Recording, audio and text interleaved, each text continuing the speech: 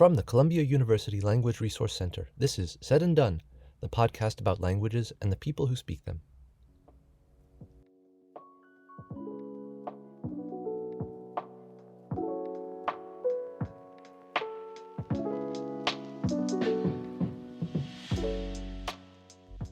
This is Said and Done.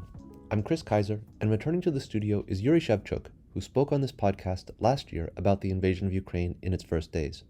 If you haven't heard that episode yet, I recommend that you go back and listen to it first.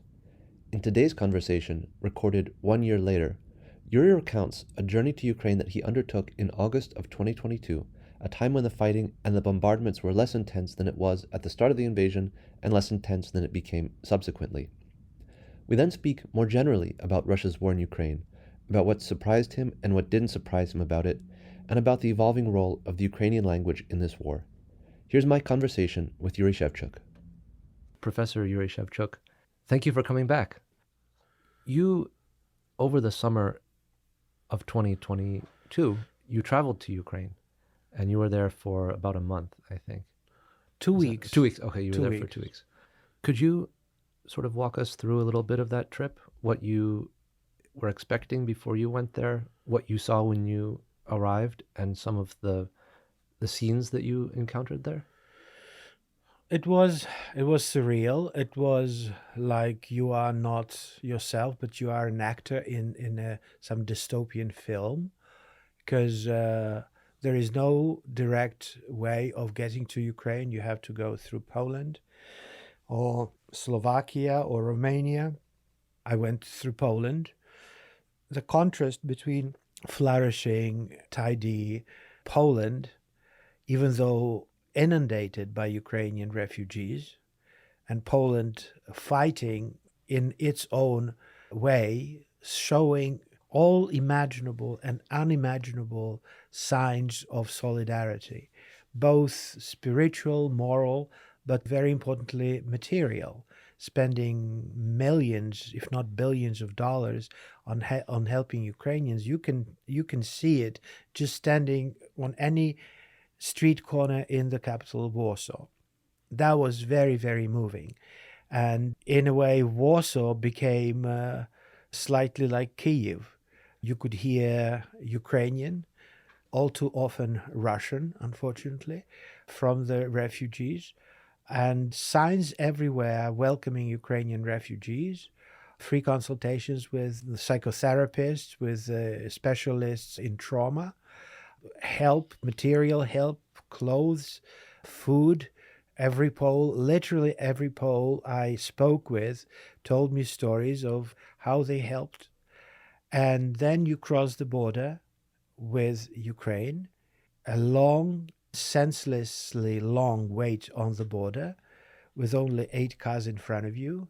For some unknown reason, the Polish authorities just disappear.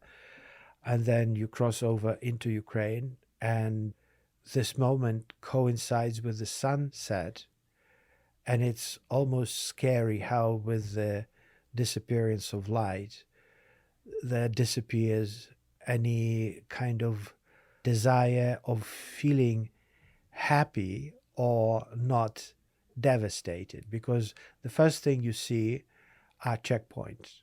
At that point, they were mostly unmanned, but they remained from the first days of the invasion, where they were erected almost like every half kilometer, if not every 300 meters.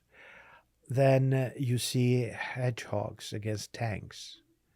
I don't know what you call them, but in Ukrainian they're called hedgehogs. They are like iron bars welded together that are put across the road to prevent tanks from driving. Anti-tank barriers. Yes, anti-tank barriers. In Ukrainian, they're more picturesque, and you can imagine how they bristle in every direction. So the roads were basically abandoned. It's like everybody has gone someplace. I am met by my nephew in a city 150 kilometers away from home, picked up by him, like a tearful meeting, because I was preparing myself to never see them again. All kinds of tragic eventualities, and I was so very happy to hug him. And we drove back, and very close to home there was the functioning checkpoint, and the first person I see in that checkpoint is my elder nephew, who is part of the territorial defense forces. Again, a very emotional meeting. And family, you wanted to be happy, but you knew that the meeting is taking place in this against this very tragic background. Next thing that happens next morning is we're going to a bigger city from the village to do some shopping for food, and we end up at the end of a line of cars, and my sister starts, for no apparent reason, starts crying, and I'm asking, why are you crying? What is there? Yeah. And she says, we are at the end of a procession of cars carrying a fallen hero. Hardly had she finished saying that I saw people kneeling on both sides of the road as a sign of respect for the killed Ukrainian soldier. And that scene repeated itself every day or several times a day. The house is close enough to the road that you could see from the windows. And every time my sister, she would consider it her duty to go out of the house and walk some, I don't know, half kilometer to the road and stand there and give tribute to another fallen hero. So that was the kind of thing that gave the general feeling to my staying in Ukraine with my family. I couldn't but visit Kiev. I have many friends, but this time around it was challenging because the trains that would regularly run through the village from Lviv to via village to Kiev were all cancelled. There were no trains at all. So there were only cargo trains, like commercial trains, but not passenger trains. So I had to do it in a different way. I didn't want to take a bus because of the time of war, because I hear that there were the villages of Bucha and Irpin. Normally, you would cross them on the way to Kiev if you went by bus, and I was not sure I wanted to. I was prepared to see the devastation and the ruin. So what I did, I took a train. I had to travel sideways 150 kilometers to the station that had trains. And I took an international train from Chelm, Polish city of Chelm, to Kiev. When I arrived in Kiev, I decided to walk all the way from the central train station to the heart of the city called Chrestatek, which is this usually throbbing thoroughfare, pulsating with life, crowds of people. It's very wide, and restaurants, cafes, music. I walk there, and literally half an hour of my walking, there is an air siren warning about an imminent air attack, air raid. And much to my surprise, nobody does anything. People just ignore it. Really? They didn't run for the... They completely ignored it, and I thought maybe I am mistaken in reading it. Maybe that's something else. So I approached the first passerby and say, "Excuse me, is this the air siren? I was supposed to run for cover?" She said, "Yes." And just like that, without blinking, and I say, "Okay, that's how you run." She said, "Yes, that's how we run." So they just basically ignored it. So the 4 days that I stayed in Kiev, I saw it happening again and again and again, and nothing happening on the ground. People just basically ignored it. And at that time, there were no bombardments of Kiev. They started in the fall, but that was early August. Mm-hmm. So I reached the downtown, and much to my surprise and consternation, there's nobody there. It's completely abandoned.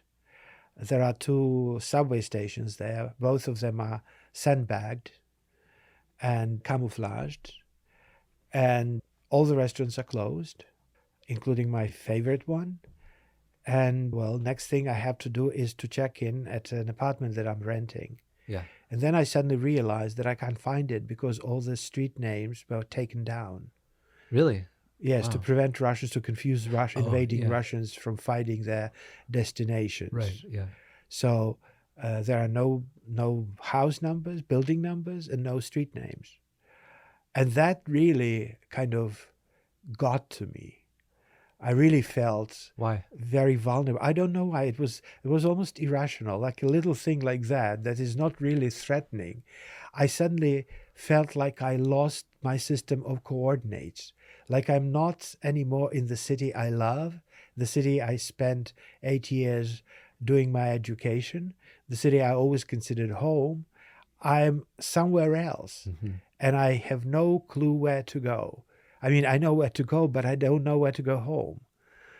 Well, it quickly passed because there's a saying in Ukrainian, your tongue will take you to Kiev. So keep, язик до Києва доведе.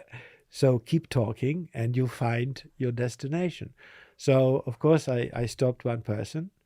And again, the sense of solidarity is that if earlier people would be brief and quickly show you the direction and be on their way, Mm-hmm. now these people would stop doing whatever they were in the middle of and make sure that they take you as far as they can and give you as much attention as they can.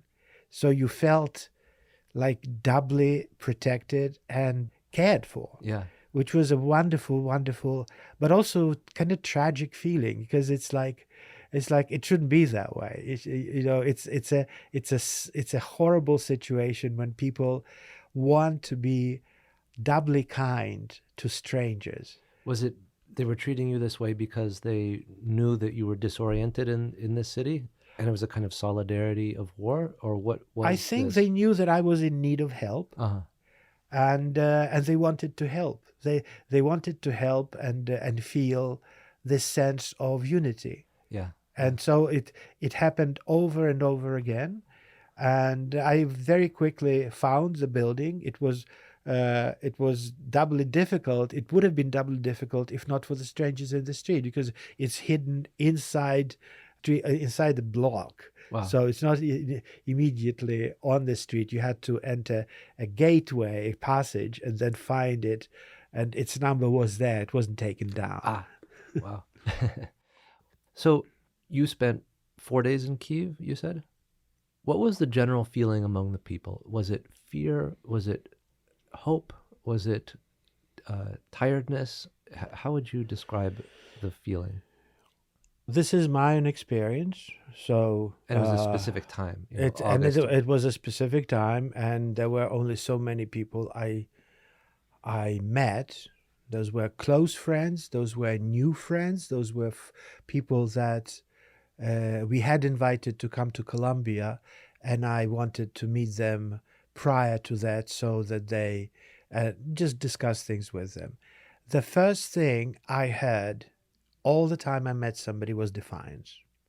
Defiance and rage. There was not a trace of fear. There was this defiant laughter, defiant joking, telling jokes, laughing. I always had a favorite cafe or a restaurant where I would meet people for business, because I go there very often to procure films, to meet film directors, discuss things and everything. And so all of my favorite joints like that were closed down because they were too close to Chrestatic.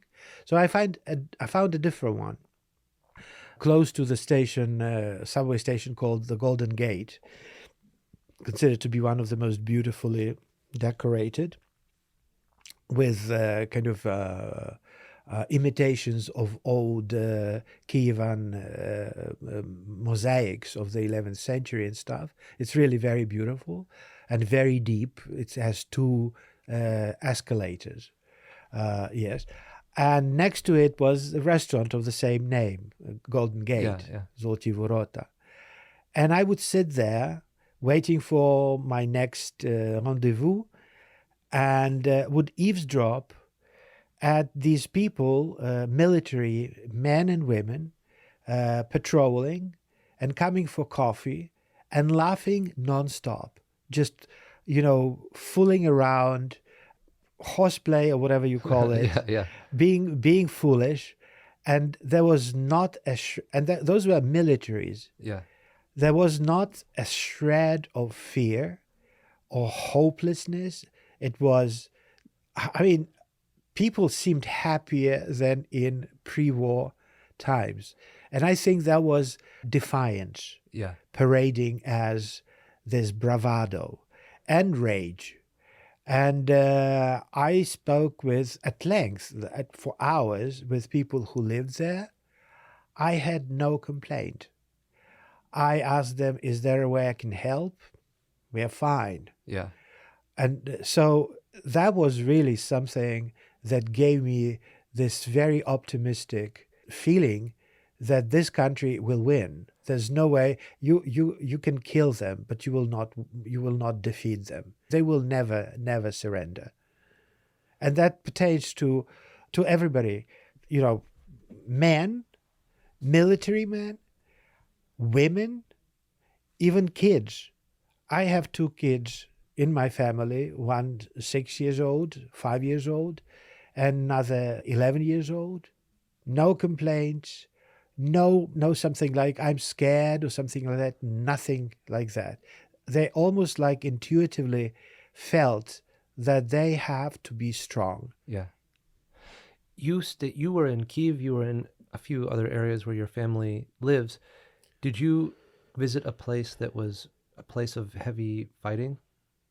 No, I don't. I didn't. I didn't have time to go to Bucha. I frankly did not have the desire to go there because I was not sure if I was prepared, and if I was not sure if that would be just I don't know, ethical. Mm-hmm. It It's a place of incredible tragedy. I spoke with a person who survived that tragedy and wrote a play about it. Later on, he came to Colombia. It's a very talented Ukrainian writer whom I had met then. And this play is about Bucha. And I was not sure I wanted to go there. Yeah. One thing that I think a lot of people looking from the outside might not understand is what parts of Ukraine are directly impacted with fighting, with air raids, what parts are not affected directly, but are, of course, affected because it's part of the country. What's it like to move around in these different spaces? Is it really a sense of war everywhere or not? Now it is a sense of war everywhere within my very limited experience of Ukraine. And I'm saying, based on my staying there in the relatively calm period, Okay. when those truly barbaric bombardments of civilian infrastructure had not yet started, but the sense of the country at war was everywhere palpable. Mm-hmm. Every conversation would kind of have something about it, or some implication of some connection to the context of the war. So we started speaking about this last year as Russia had begun its invasion of Ukraine. It's been a year since that time. And I wanted to ask you, what about that incursion and the reaction of Ukrainians and the response of Ukrainians is what you would have expected, and what has surprised you?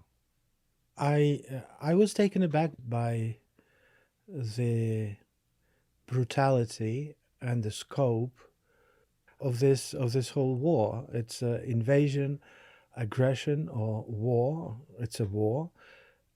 I could imagine an aggression, but the scope of it, the savagery, the things that were immediately obvious in the areas that were liberated from short Russian occupation, and I mean Bucha and Irpin, and later in eastern Ukraine near Kharkiv, I don't think anybody anticipated or could anticipate that.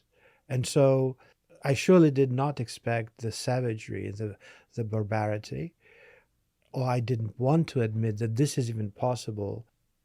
What was a surprise to me was the level of solidarity in the Ukrainian society that started almost overnight speaking with one voice, very often quenching, suppressing uh, differences that only yesterday seemed to be insurmountable, political differences and differences that existed and that very often were exaggerated by Russian propaganda, but also by Western journalists prone to swallow easily Russian propaganda, like the division between Ukrainian East and West, Ukrainian Catholic West versus Ukrainian Orthodox East, Ukrainian speaking West versus Russian speaking East, and all of these things. They were, but they were not as dramatic as Russia would want us to believe.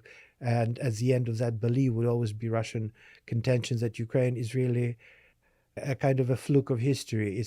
It's an unnatural formation that is waiting to fall apart. And here suddenly Ukraine comes almost monolithic. All these divisions vanish into thin air, and Ukraine suddenly starts speaking in one voice, the voice of the Ukrainian President Zelensky, who I never liked, really. But that was another big surprise to me. Yeah. He spoke for all of Ukraine, including for me, for myself, much to my endless surprise, and with the force that I was ready to vouchsafe for everything he was saying and every message he transmitted.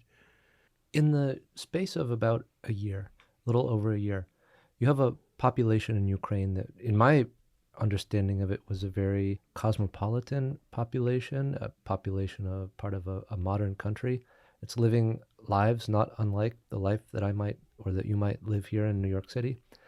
What has it been like in your understanding of it for people in Ukraine living modern cosmopolitan lives to be put then into this situation? And how has that played out in their own minds? How do they think of themselves having gone through this process? This is something that is absolutely difficult, or if not impossible, to fathom. Switching overnight, literally overnight, from peaceful, normal life to the life when you think somebody is coming to kill you. A lot of Ukrainians were surprised by their own selves, by the fact that they wanted to join the Ukrainian armed forces, irrespective of the fact that they were not prepared, they were not trained, they didn't have weapons, but they wanted to fight back. And a lot of Ukrainians who are in professions that are kind of opposite of military ones, like poets, Yeah. actors, film directors, went to join the armed forces.